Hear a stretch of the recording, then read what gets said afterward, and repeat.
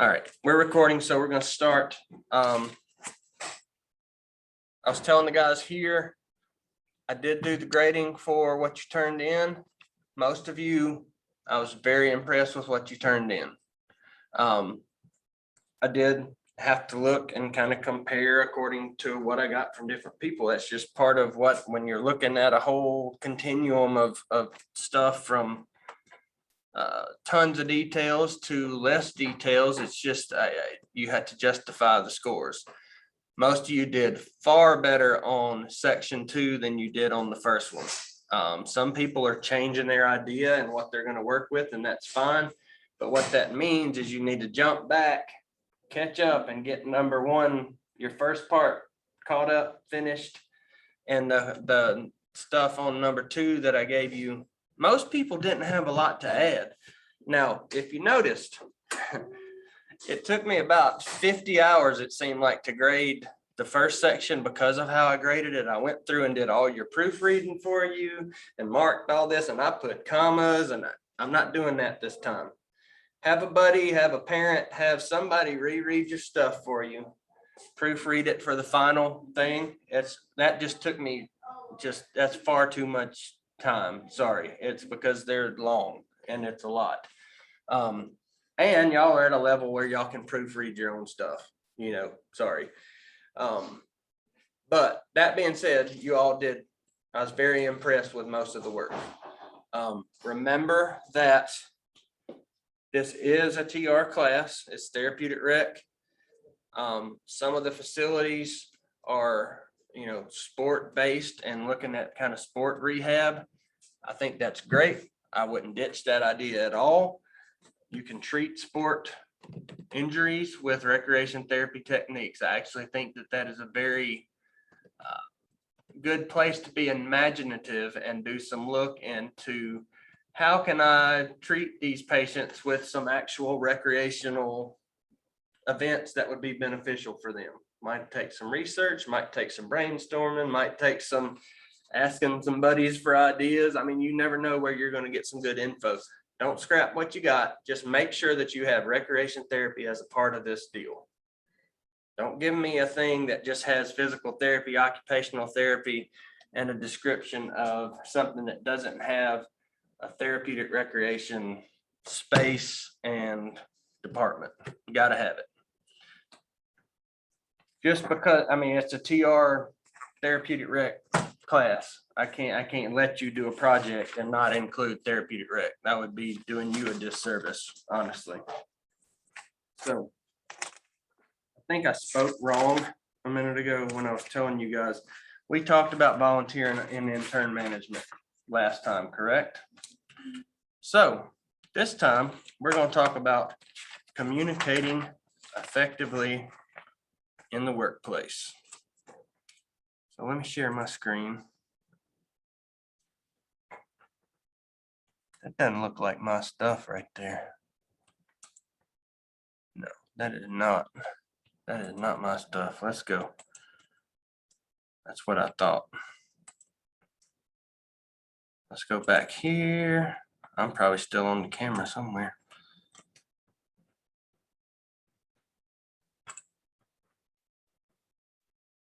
How the heck do I, there it is. So now I need to go here. Sorry for the technical difficulties. I'm the king of that sometimes. I was also talking rather than getting my stuff together. And now I got I'm trying to go fast and got the computer all jacked up. Don't be paying attention to this stuff on there right now because some of it's not going to come into play. Got them. Okay, y'all, I'm not touching anything right now. Okay. Huh? Dang, y'all smart. Appreciate that. I was about to have a seizure right then. Okay, let's go to 11. There you go. Lead me on, my man. I need it today. 262 was hot and heavy. I'm worn out. All right.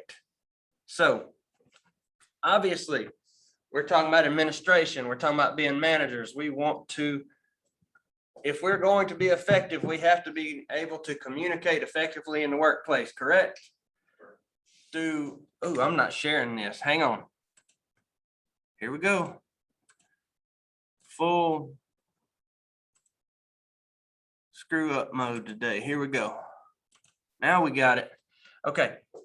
If you are going to have an effective workplace where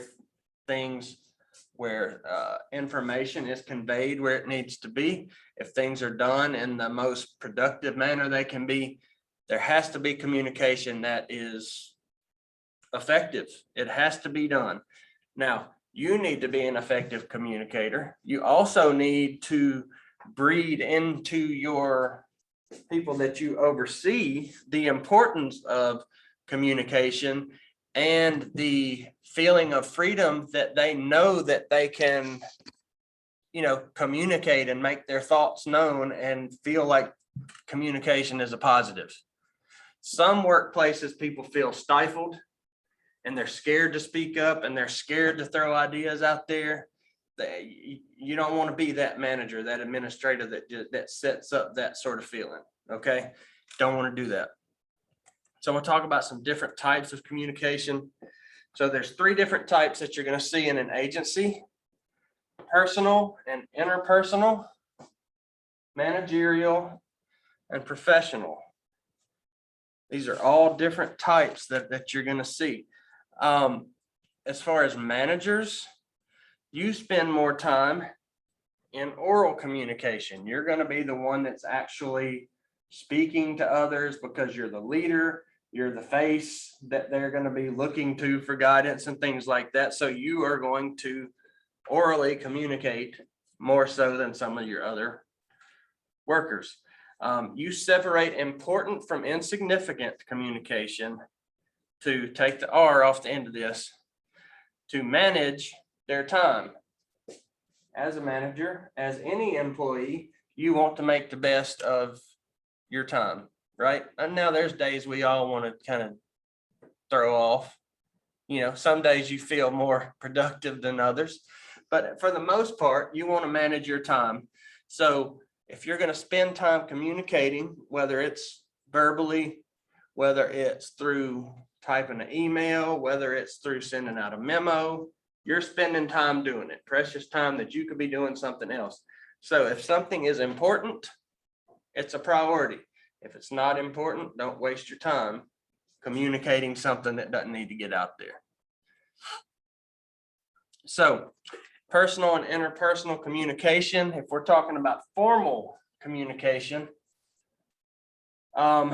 oral communication, the work environment impacts how one speaks. That's set up from the top down, the managerial attitude, the administrative attitude.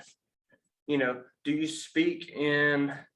can you speak your mind in just everyday wording like how I talk to you guys, or do I need to be that formal professor that talks about, there's certain, what I'm saying, there's different ways that you can talk, and there is everywhere you work has a different feel, right? And that's set up by, and it doesn't necessarily mean that if you're not being totally formal in conversation that you're not running a professional organization. It's more important to put things out there in a way that people understand where you're getting good work than to say it in a fancy way that sounds good and people don't understand. Get it? I mean, that's the way I look at this part. Nonverbal communication. We've talked about this before. I know you've talked about it probably in other classes. The greatest impact of oral communication comes from nonverbal. As a speaker and as a teacher, and as I stand up here, there's a lot of nonverbal cues that I get from people sitting out in front of me. If I look out and you are awake, and you're, periodically, if you're nodding your head, even though you don't know what the hell I'm talking about, that's okay. I feel like you're engaged. You're giving me some nonverbal communication that you're at least here and halfway engaged in what's going on, right? When I speak, if I'm, if I'm bowed up and up in somebody's face like that when I'm talking, it's going to be, I'm giving you some nonverbal communication, right? Yeah, and it's a big thing. The way you present yourself in oral communication is through your nonverbal cues. Professional appearance is governed by written and unwritten rules. Written communication reflects on the manager and the organization, how well it is done. You know, if you as a manager are sending out emails and memos and they're full of typos and errors, and you keep having to send retraction statements out saying, sorry for that, I didn't mean to I didn't mean to click send. How does that reflect on you? They're gonna say, man, this dude doesn't know what he's doing. You know, long story short, that's basically what's gonna be getting said. It reflects straight on you. So written communication, it's important. Like, it's more important to look smart on your written communication than it is in your oral communication, when you can actually speak in a language somebody can understand and you want them to get it. You know what I mean? Like, written communication is probably going to go to a bunch of people and they're all going to nitpick it, and they're all going to be like, do you see where he's, you know, instead of saying shirt, he said shit. Do you see that? You don't want to be that person. You know, one little spelling error, you just made yourself the laughing stock. Don't do that, okay? All right, personal and interpersonal communication. In an informal type, you know, word of mouth, heard it through the grapevine. That's where a lot of the word of mouth comes from, you know, and digital networks, you know, emails, text messages, things like that. What's the problem with hearing things through the grapevine? You just nailed it. The first person that hears it probably got the real story. You know, y'all played the game where you whisper something in somebody's ear and then it goes, by the time it gets back to you, it's not even close. I'm talking about, it's a whole different ball game. And it's funny how ridiculous that is, but it's true. But it gets a good indicator and a good example of what the grapevine is, you know, because of this misinformation that happens in this informal communication. You get rumors and gossip, which you don't want. What does that do to your communication and your overall productivity when you get rumors and gossip going around? If people are running around doing that, are they being productive in their job? No. Yeah, it's just not a good thing. Something that it does, it serves as a feedback loop to judge accuracy and appropriateness of messages. One thing that we see regarding personal and interpersonal communications in this informal way, there's less time available on a daily basis. So what we end up doing is using emails, social media to communicate thoughts and emotions. Emails are better. Like I say, social media is a slippery slope, and some facilities care more about your social media than others. You know, some facilities have rules about what you can do and what you can say. I mean, do they want you on your social media bashing the facility because you had a bad day? What's going to happen if you start doing that? It's not going to work out good for you. Another form of communication is electronic communication. It happens a lot. It has grown significantly. We used to send messages. We used to hand it to a pigeon and send it across the country or put it on the horse's back, right? We've come a long way, right? So now we've got the tons of opportunities for electronic conversation. The thing about it is, once you put something in electronic conversation, and it's there forever, somewhere. That's what you need to understand. It doesn't go away. If you send something through the email or a text or something like that, let me tell you, somebody can find it and get it. So it's there. It's somewhere in that cyber cyber tunnel, if they can get it. Content becomes basically public communication at that point. What you want to do when you're having an electronic conversation and you're trying to communicate within your department with other people that you're working with, you send out an email, somebody sends a response. A good thing to do is when you respond back and send something else out, change the subject line where they understand that the communication is, what's kind of the newest track we're on. You know what I mean? Otherwise, you get this big, long, hidden email that you have to click on and scroll down 12 things. That happens to me with my email. So if I ever don't answer one of y'all, it probably just got hidden in all my junk that gets piled up together. When you add these change in the subject line, it helps you to find what you're looking for when you go back to answer things, and it helps people to understand that, hey, the subject of what we're talking about is kind of changing. So that's just a good thing to do. Use the proper title of the person, just good protocol. It's not necessarily being overly formal, just use their proper title. That's respect, right? Format it as a written letter, for example. That's a good rule of thumb.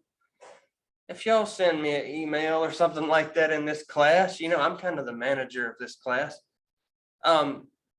I would like to receive emails that I can read and they make sense and they're in like a sentence form, that I don't have to go try to get a translator.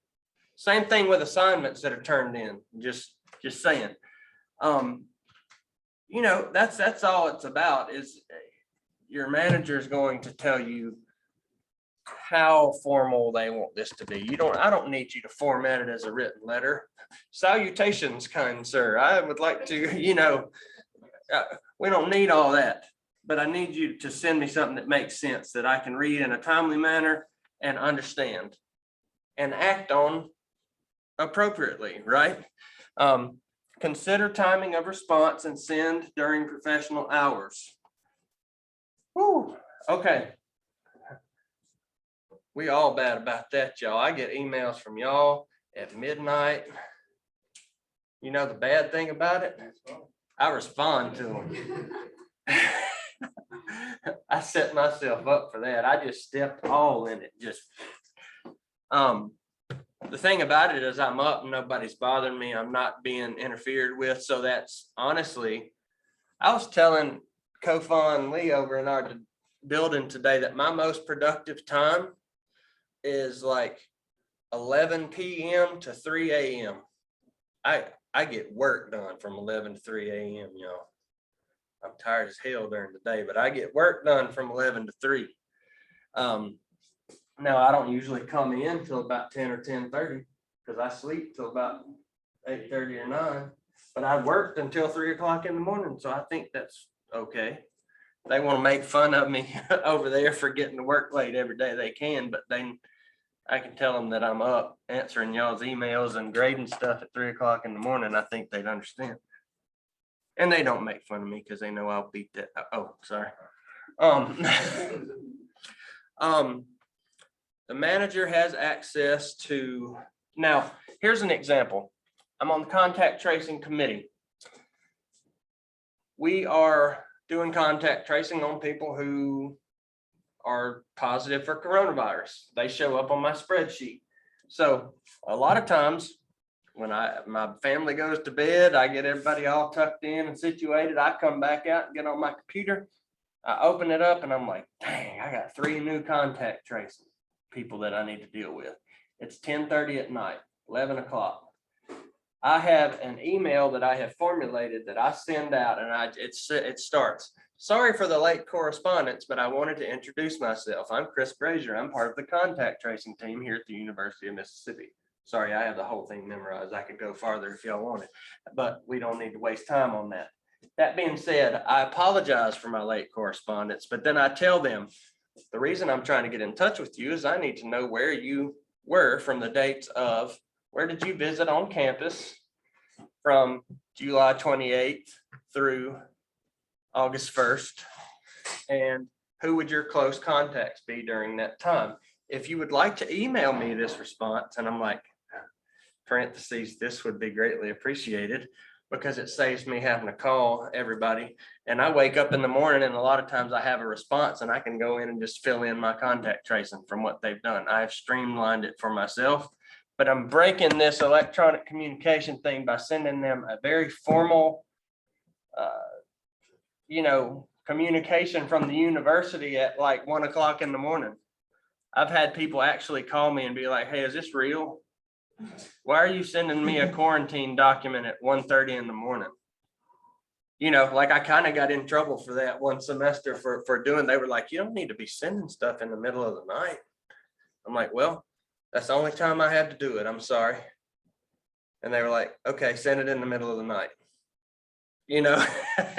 When you tell them straight up, that's what happened. But that's a good example of timing. And sometimes you have to do things outside of professional hours. But if you do so, make a little disclaimer and say, hey, I apologize for reaching out to you this late. I don't expect you to see this until tomorrow morning. However, I wanted to introduce myself and this is what I need.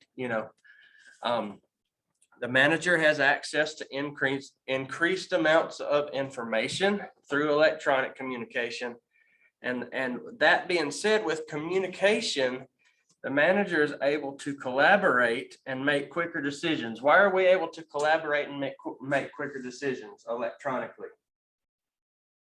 Is it easier to speak to, say, your whole department by sending out a mass email and say, everyone reply all to this email? Or is it easier to find the time to get everybody together and have a meeting and an in-person discussion? Which is going to be easier to do? Which one are you going to find your answers from? Email. That's why you're going to, that's how you can collaborate and make quicker decisions, because you can find out information quicker because you don't have to get everybody together. You don't realize how hard that is until you try to do it. I mean, meetings stink. People don't like coming to a meeting most of the time. People don't mind answering an email. It takes them 30 seconds. They don't have to get out of their pajamas. You know what I'm saying? Like, it's just a fact. So there's some workplace variables impacting communication. Physical factors. What might that be? We're not talking about just written communication anymore. What are some things that might impact communication? I'm going to jump out of the rec therapy world. Let's say you work in the Winchester factory across town making bullets.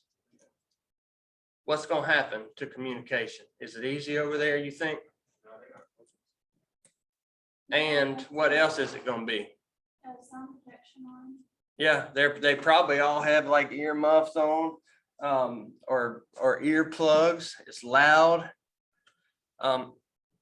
What if you work in a huge facility where everything's all spread out? Is that going to affect your communication strategy?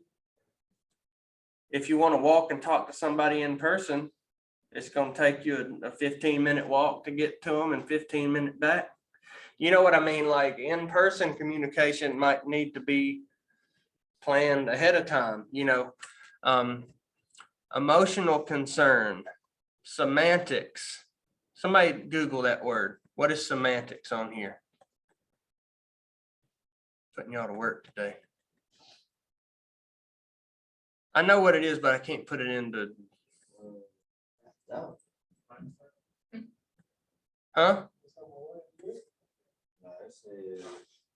It's a study of new references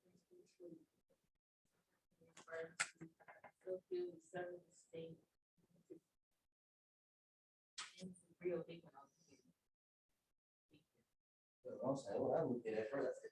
the meaning of a word, phrase, sentence, or text.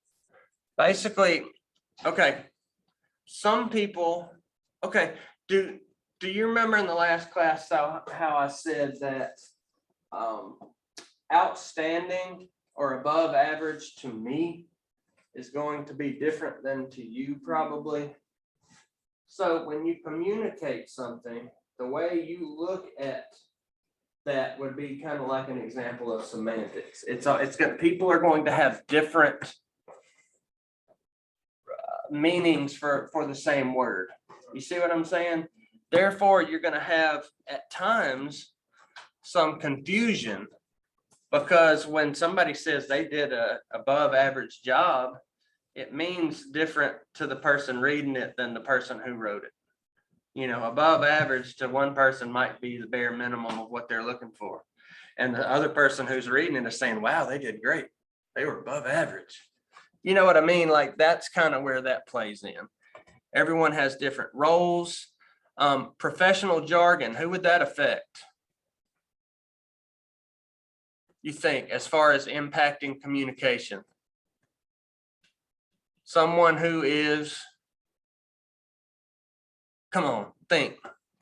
You don't have any knowledge. Yes, someone who's new, someone who who hasn't been at the facility and learned all the little professional jargon and the, you know, like if I walked into some places and I said NCTRC, APIED, CTRS, you know, NRPA, all these things, YMCA, all these things that we talk about in our classes, they wouldn't know what in the heck I was talking about, right? Because they're not part of our organization. When you come in new, you have to learn some of this professional jargon. So if someone speaks to you using professional jargon that you don't understand, that's going to impact your communication, your understanding, your level of being able to be effective if you're asked to do something, because you don't understand really what they're asking you to do, right? If you don't know what the jargon means. Generational differences impact communication. If you tell your grandmama something's on fleek, she's gonna probably try to squirt water on it. I'm just saying. Sorry, I'm tired today, y'all. I don't know. I'm just saying some of these, you know, that generations talk differently, right? Yeah. And there's always a new word or a new phrase coming out, and most of them I can't stand. But huh? No, well, let me tell you two things I don't that I don't like. Some of y'all are gonna be like, oh shit, I sent him an email with this in.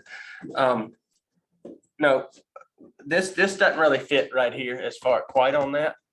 I can't stand it when somebody sends me an email that says thank you in advance. Listen, it pisses me off, y'all. It is very presumptuous, and what it's saying is, I'm asking you to do this. I know you about to do it. You fixing to do it because I just thanked you already. That makes me like put my dukes up. I can't stand thank you in advance. Y'all put that in y'all's bank now. Some people do. I have one student who is, everything they send me says thank you in advance, and I just want to send back something inappropriate, but I don't. You know, there's other things like it is what it is. I don't like that either. Nothing really wrong with it. It's just not one of my favorite. Well, no crap, it is what it is. You know what I mean? Like, that's saying I'm not putting any effort to make it better. You know what I mean? Like, I don't know. That's kind of the way I read that. Now let's see, what else? What are some, okay, name a few of the new kind of things that have been brought out in the last little bit. Yeah. Hit me with a few. I know there's several of them out there. No, just in today's world. Secular conversation, like something being on fleek. I know. That was the first one I could think of. I'm old too, so y'all just got to let me go. Most of them, see, there's a general generational difference there. So y'all like it and I don't understand it. I'm like, what are those young whippersnappers talking about? You know, that's kind of what it turns into. You know what I mean? But no, when you're talking to generational differences, different generations have different work ethic, different values. They value different things. Their communication styles are going to be different because of this, right?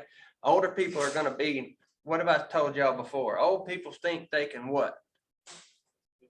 They can just say whatever they want, right? They don't filter nothing. I've been here for 80 years. I earned the right to say what I want to say. So they're going to be straight up. They're going to tell you what they think. They don't care what you think in response. Younger generation is a little more considerate for the most part, unless you just a punk. But you know, I mean, you know what I'm saying? Our younger generation generally has been taught to be acceptable with the things we say and things like that. There's your generational differences and how sometimes certain people couldn't work together because of the generational differences, because it impacts their communication so much, because the styles just don't mesh. Get what I'm saying there? Like it matters. Cultural variations. Different cultures obviously communicate differently. If you're from a different culture, it's kind of like the professional jargon. You might not understand what I'm talking about when I say something that everybody talks about around here. I say hotty toddy. They'd be like, what? You know what I mean? Like, and they would not know what, hey, what you mean? You know, so you have to be careful for stuff like that. The organization's culture, and sometimes something that you can do to impact communication is information overload. You can give too much information to where it's just, it blows somebody's mind and they're just like, they shut it off and they can't focus and can't put it all together because it's just information overload. I'm sure y'all don't understand anything about that at this stage in your life, right? Y'all get this like every day in classes probably. So yeah, I get it. I try not to hit y'all with too much of it like that. Organizational communication. There's some different things that you can do. Everybody loves meetings. No, they don't. I hate meetings. A meeting is something that I look at as it's time that I need to be doing something else most of the time. Unless I call the meeting, and then it's a very important thing that, you know, I need an answer to, I need people to collaborate on. If you're the one calling it, the meeting is very important. I'm probably even going to send out, we need to meet on Thursday at 3:30 p.m. I really appreciate you joining us to help solve this issue. Thank you in advance. I would never send that in an email. I'm sorry. The organization's culture is most evident in meetings because you get a bunch of people together that are going to be interacting. It's going to come out like kind of what the culture, what the general, how people interact. What are the important things? What are we looking to do? Effective management of meetings is a reflection of your manager's skills. What would that entail? Like, what's an effective management of a meeting? What's something you would do to effectively manage it? Huh? Yeah. Make sure that people stay on track, on task. It's like, I was in a meeting talking about interviewing yesterday. I'm on the search committee like we talked about. And we were talking about doing interviews. And they were saying how sometimes we ask a question and as part of the committee and part of the interviewing team, sometimes we have to reel in those candidates that just start going. You ask them a question and they start telling you about something that happened when they were 6 years old. It's just too much. You have to be like, hey, not that I don't care about what you're saying, but we got a time frame. We have another candidate. Let's stay focused on what we're talking about. You know, that's basically keeping things in order, keeping people on track, making sure that you're not wasting people's time by effectively communicating during the meeting. I thought I heard a turkey outside. I got excited for a minute. So when you're planning a meeting, identify the purpose of the meeting and the attendees. You need to develop, finalize, and distribute agenda. A lot of time that's done electronically, email, something like that, or a memo. People need to know what to expect when they show up to a meeting. You feel a whole lot better about coming to a meeting when you know what the purpose is. Determine when, where, how long to meet. Another thing, and this is something that I can tell you that I have noticed since I've been at the university. When we set a meeting in our department over there, if it's scheduled to be from 12 to 1:15, at 1:15, we're getting up and leaving. It's over. Like, because they know we have schedules that are very blocked out. So I think that, and I appreciate that, and that means a lot to me as an employee, that my supervisor, my manager, sets up meetings with a specific time and sticks to it. So something to remember. Might there be an occasional situation where somebody has, y'all ever been to a meeting or a class where it's time to go and somebody says, anybody have any questions? How many people you want to slap? Everybody. Yeah. That happened I went to that training yesterday. And I had 3 people do that at the end and made us go over by about 10 minutes, and I was too hot because I had somewhere I needed to be. Yeah, you got one person that's gonna do something like that. Absolutely. You don't want to be that person, okay? Then once you determine when, where, and how long to meet, you're gonna conduct the meeting. So you're kind of the one that says, this is why we're here. All right, let's talk, guys. This is what we're going to talk about. You are running it. And then a good thing to do is follow up after the meeting. Do you have to pull everybody back in a room to do that? Nope. Can you send out a mass email thanking everyone for their attendance, asking for any input after the conversation? Is that the most effective strategy you think to get your info back? I would think so.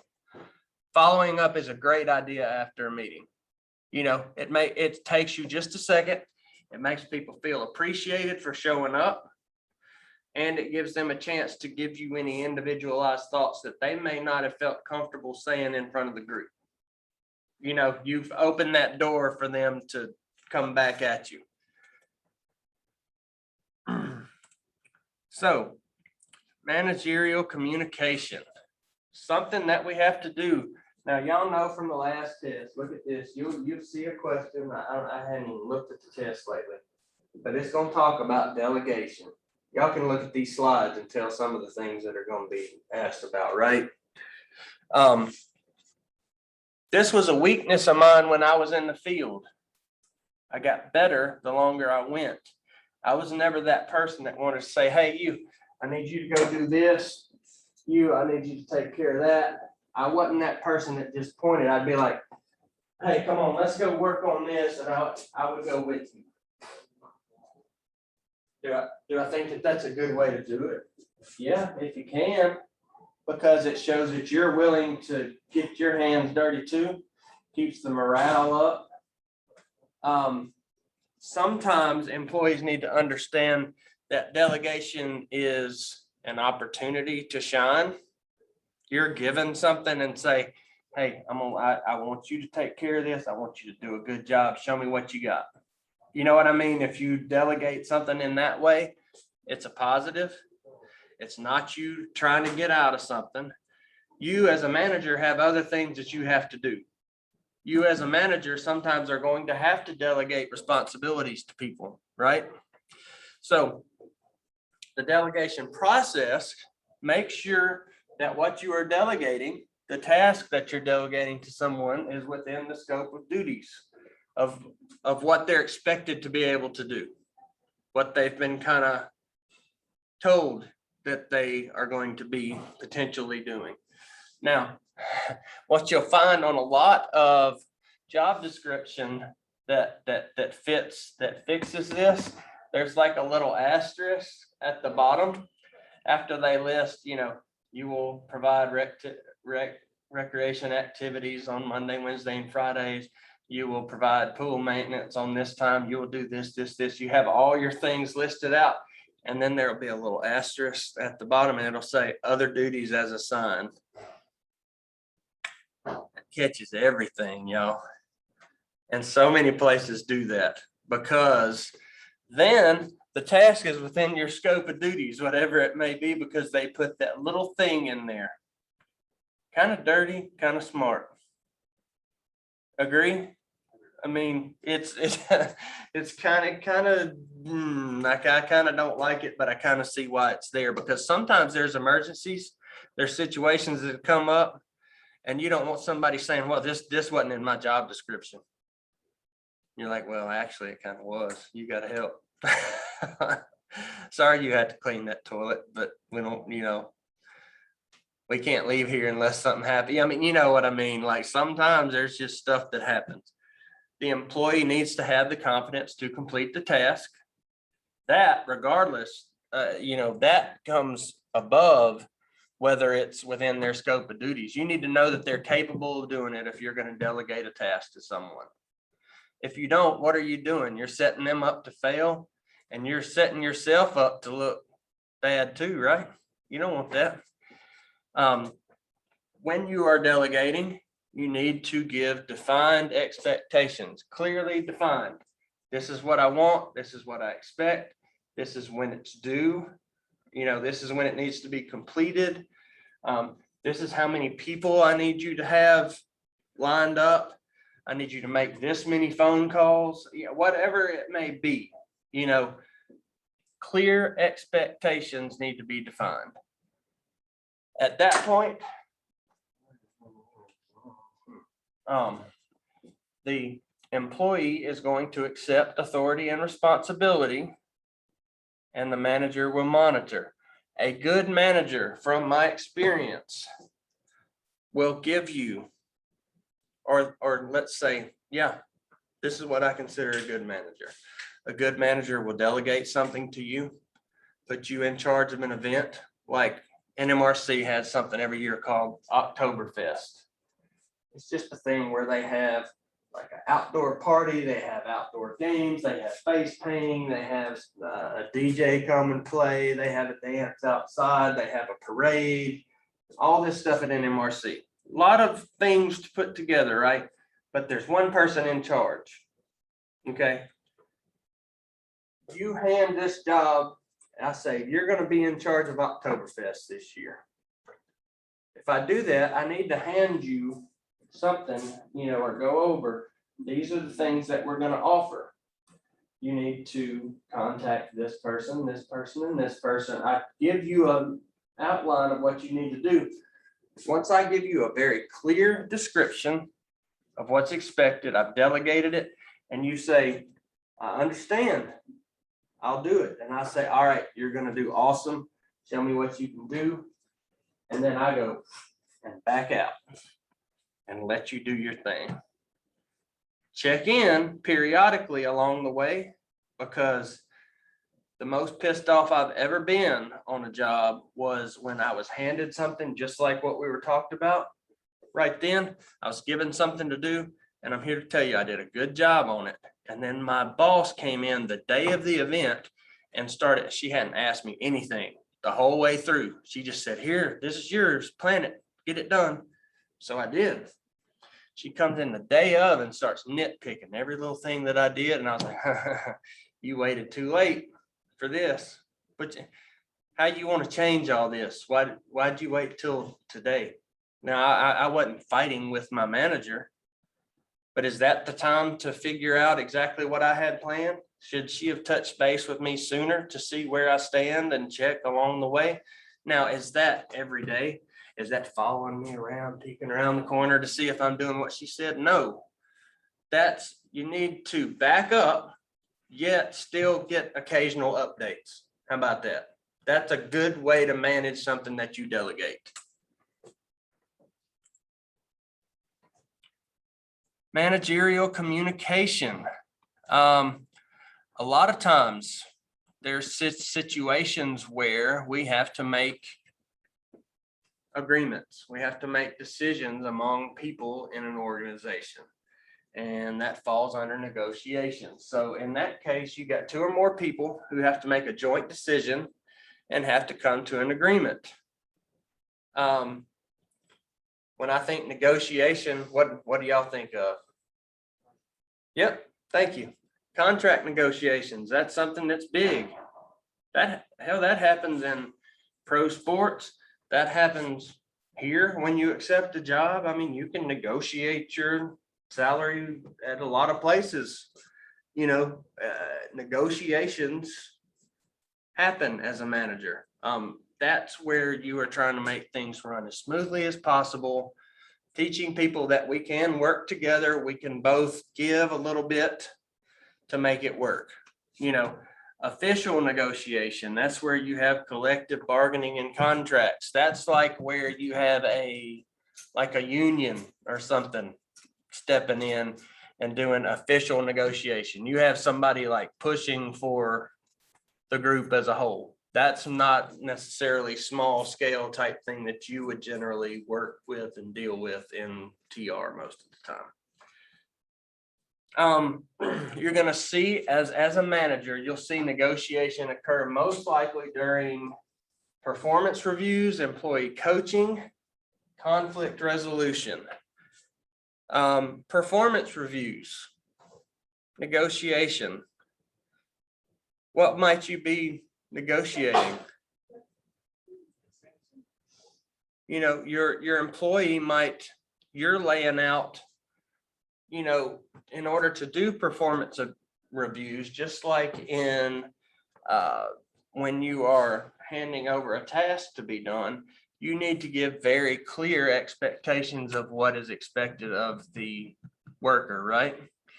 If your worker sees that their performance review is going to be based on A, B, C, D, and E, and they're like, man, I just don't have time for that, or I'm not a good fit. I don't have any training in working with animals. You know, could we look at that? Would be where you would negotiate prior to, you know. Also, when you have a performance review, you're going to have a discussion with the manager, and they're going to tell you what they saw, how you were rated, what you thought. As an employee, you have a right to, I don't know if this would be negotiate, but to just kind of be like, look, I did that. I don't know why you have me down as not. Y'all might meet a middle ground, and you may be able to help yourself through a form of negotiation to make your performance appraisal better. Is it worth it? Yeah. Who cares if it irritates your manager a little bit? If you're telling them, you know, speaking truth, that's what you need to do. It also happens during employee coaching and conflict resolution. Boom, boom. That's where a lot of it happens. If we're going to put out a fire of, you know, conflict, if we're trying to resolve an issue, what's the thing that you have to do? If you got two people, find out what the issue is and find a common ground and find a way that you can both not necessarily even be happy, but both be okay.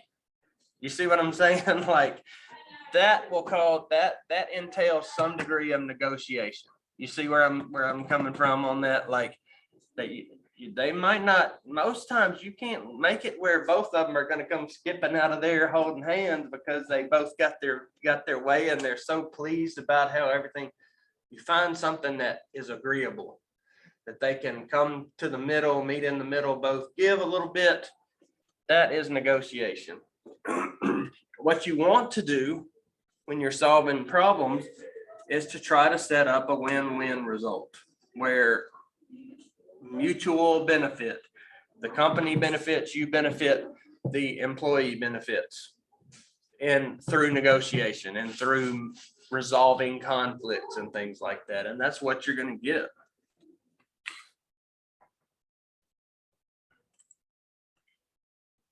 Some more managerial communication. You got collaboration. One type of collaboration is when you have that's the outcome of a win-win situation, which you want to look for. That sounds test questionable to me, kind of win-win situation.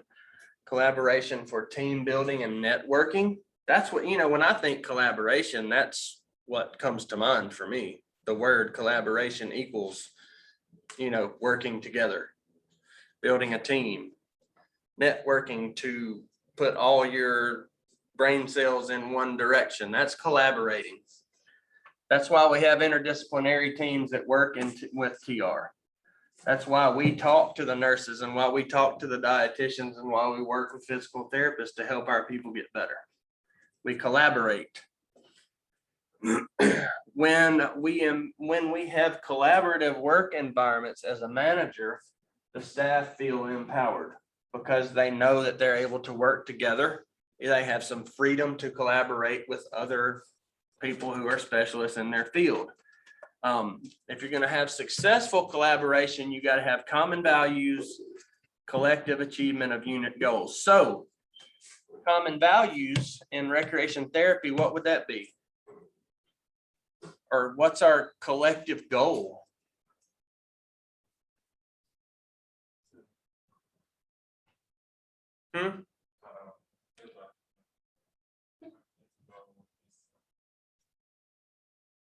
Is to help our patients, to help improve our patients' lives, to help them reach their goals, help them reach objectives, to help them improve cognitively, mentally, socially, emotionally, spiritually, whatever way they are lacking or the reason that they're with us.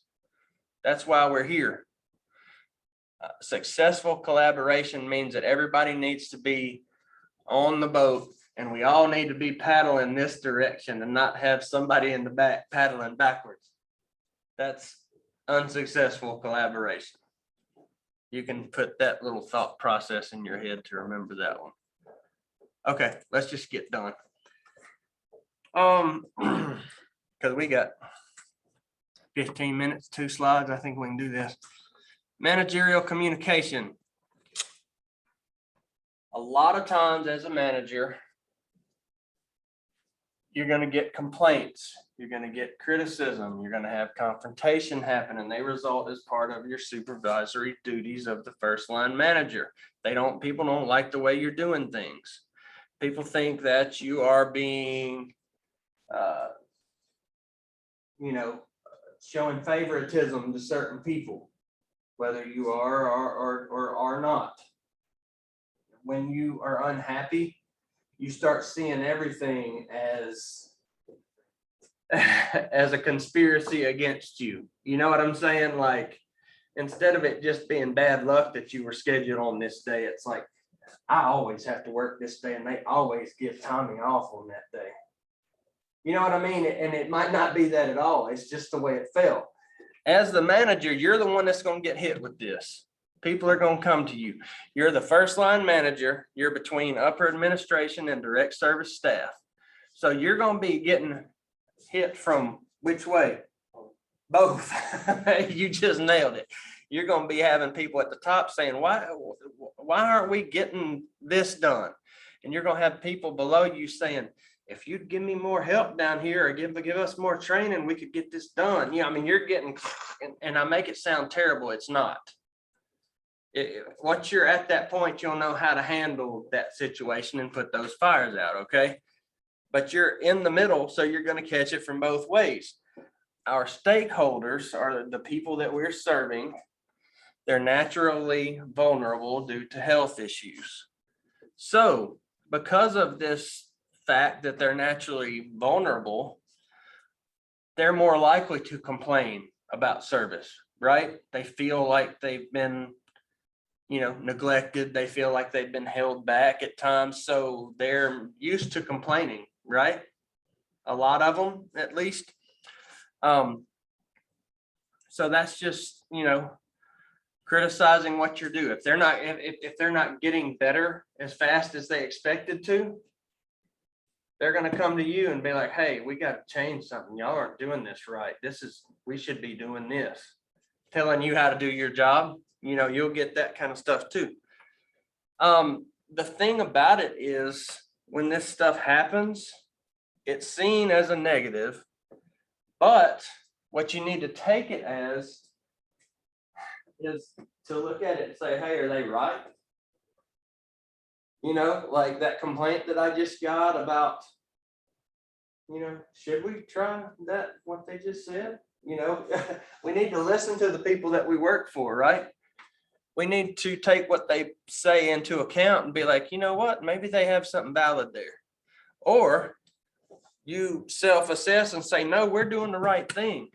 It's just taking us longer. And that's when you sit down with that patient that has complained and say, we're on the right track. You're going to get there. Just stick with us. It's taken us a little longer than we expected, but we're going to get you the results you want. Okay. Give me time. Trust me. We want you to get better. Something very simple like that will calm down and put somebody at ease that has just complained to you. The manager is going to need to model constructive ways to respond to criticism, to confrontation, to complaints, to respond and help staff gain insight into their own behaviors. You know, you have to tell them, you know, hey, I received a complaint today that this happened. You know, here's the reason I think it happened. That's basically what it's saying here. You're going to just have straight up talk with your staff. This probably needs to be face to face rather than through email in a situation like that. If possible, I much prefer in-person meetings rather than email communication and stuff. If you're actually trying to solve a problem, put out a fire, brainstorm, get multiple ideas, things like that, or make somebody feel better about what they're doing, pep talk, make them, you know, kind of raise them up a little bit. You need to get face to face. You need to smile. You need to give them a pat on the back and keep them up. That's our job as a manager. Professional communication. Your manager needs to project an image, that a positive image, where when people judge your organization and profession, you're that frontline manager. You're the first line manager at this stage of the game. You're the face that they're gonna see when they come in and they don't like the way they're being treated by a recreation therapist or a personal trainer or something. What are they gonna say? What does Karen say? Yeah, I want to speak to the manager. Who's that? You? Yeah. So, and there's a lot of Karens out here these days. Y'all know that. You are the face of the organization because you're the one that they're going to come to when they have a problem. They want you to fix this, right? You're the intermediary. You deal with the staff that work under you. You pass on information to the people above you. You have an important role. Something to remember as a manager. This is pretty big. You are judged by the company you keep. Important, y'all. It matters. I watched a show last night at 3 o'clock in the morning. Which on the ID channel, that's my jam right there. I always tell my wife I'm watching it not just for entertainment, but that I'm learning the tricks of the trade where I can hide her body if I need to one day. I shouldn't have put that on YouTube. Dang, I'm gonna have to scrub that part. Anyway, there was a story on there about this person that he bought a house. He came in. The name of the show is Fear Thy Neighbor. He bought a house and then he got a contract to do music in LA. So he bought his house. His girlfriend moved in with her family, left the house kind of vacant. He went to LA to do his music thing. He comes back a year and a half later and his neighbor had basically just taken over his yard. He tore down his fence. He had set up a whole, like a chop shop in his backyard. Okay. When he moved back into the area, he got out of music because his family was more important to him. He realized that. He went back into insurance. So he was an insurance agent that was expected to be watching for things like chop shops and think that are direct scams on insurance. You know what I mean? These cars are getting torn up and people are getting money for them, and this person is selling all the parts away. So he had an ethical dilemma. His next door neighbor was running a chop shop. He wasn't his manager, but he was going to be judged, but he had to turn this person in because of his position. Just like we would have to watch ourselves as a manager if we're running around with the wrong, like he didn't want to get fired from his insurance job because they see him grilling out with his neighbor that has a chop shop. And that could happen as a managerial upper level role. He ended up shooting his neighbor that had the chop shop, by the way, because he attacked him when he had to turn him in. It was a heartwarming story. Always good to watch something like that right before bed. Managers advocate for recreation therapy, therapeutic rec worldwide, and the impression that we make as managers reflects on the professional and the profession. It reflects on us. Are we marketable? Do we have the ability to move up farther? Our impression has a lot to do with that. What do they say? First impressions matter, right? You can tell a lot about somebody in a short period of time. Some people you misread them. Like absolutely, you misread folks on the first impression, but first impressions really are important. And when you have multiple opportunities as a manager, we need to make a good impression for our own benefit, for our company's benefit, and for recreation therapy as a whole, as far as our profession. We want to be a good example and a good ambassador for recreation therapy. That's another thing for managers to do. We have one more chapter before I will give you another test and give you plenty of time to take it. I meant to talk about the next stage of the